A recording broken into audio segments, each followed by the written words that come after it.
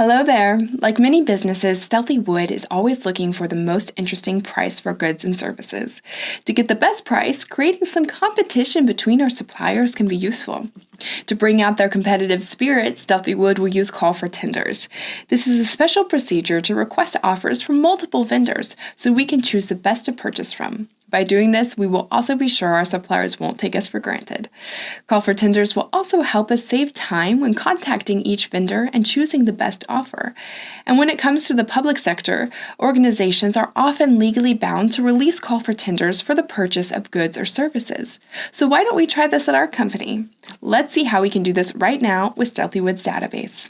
All right, so here I am on my database. Now let's go ahead and jump to the purchase application, go to configuration, settings, and we're going to activate the option Purchase Agreements. I've already done this, but if you need to, go ahead and select this option and be sure you click on Save before moving forward.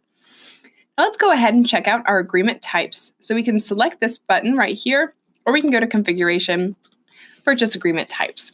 All right, so we're going to have two, the blanket order and call for tender. So in this video, we're going to talk about the call for tender.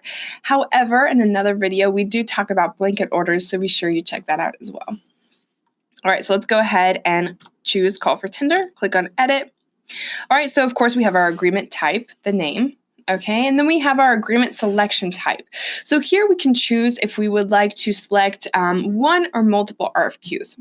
So if we have this first option selected, which we do, and we're going to keep it that way, once I confirm one of the RFQs, the rest will be canceled. All right, if I want to select multiple or if I want to keep the other RFQs open even after I confirmed one, then I'm going to select this option. All right. We also have some options for adding data to new quotations.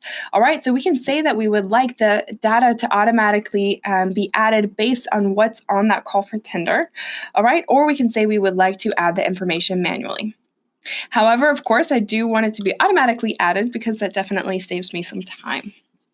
Let's save, and then let's see this in action. So we're going to go to Purchase, Purchase Agreements, and Create.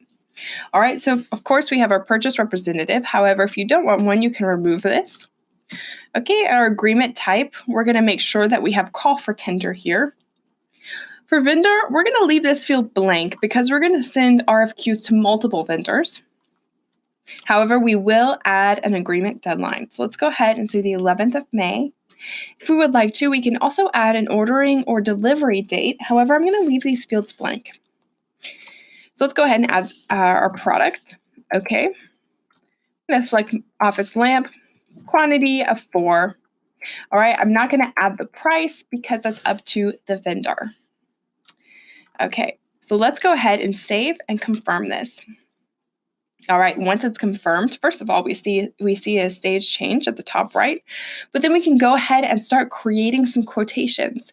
So let's click on the new quotation button, choose our vendor, and of course, the product and the quantity are automatically added to this new quotation because that's how I configured this agreement type. All right, we're going to save. We're going to send this by email. Okay, send. We see RFQ, from RFQ to RFQ sent. Let's go back and create another one. We'll choose another vendor. Okay, save, send by email again, send. All right, and let's go back to the call for tender. And now we see both of those RFQs in the top right. So we can go ahead and click on this. Now let's imagine the vendors have already gotten back to me saying, okay, we will sell the 4 lamps for this price. What we can do is go ahead and edit this. All right. We can click on edit. All right, let's say Azure Interior has offered $10 for this item. We can save. All right, and our other vendor has offered 15. We're going to save again. Okay, we can go to the request for quotation. We see the totals for each RFQ. And I'm going to go ahead and validate this call for tender. I'm going to say I have sent all of the requests for quotations that I would like, received their offers. I just need to select which offer I would like to go with. So we're going to validate. It goes from confirm to bid selection. All right, so then we can go ahead and choose the one that we like best. So in this case, Azure Interior is giving us the better deal. So I'm going to go ahead and select this and confirm the order. All right.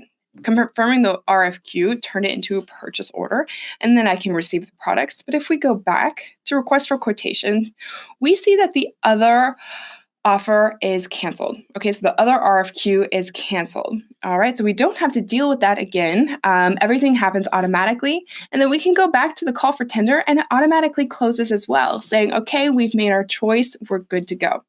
And so it's quite simple. Now, if we go to our purchase overview, we're going to see that purchase order right here as well. Okay, so we have all of this information, and as you can see, it's quite easy to compare offers from different vendors and also send multiple offers for the same products and the same quantities as well. And that's all for this video. Thank you for watching.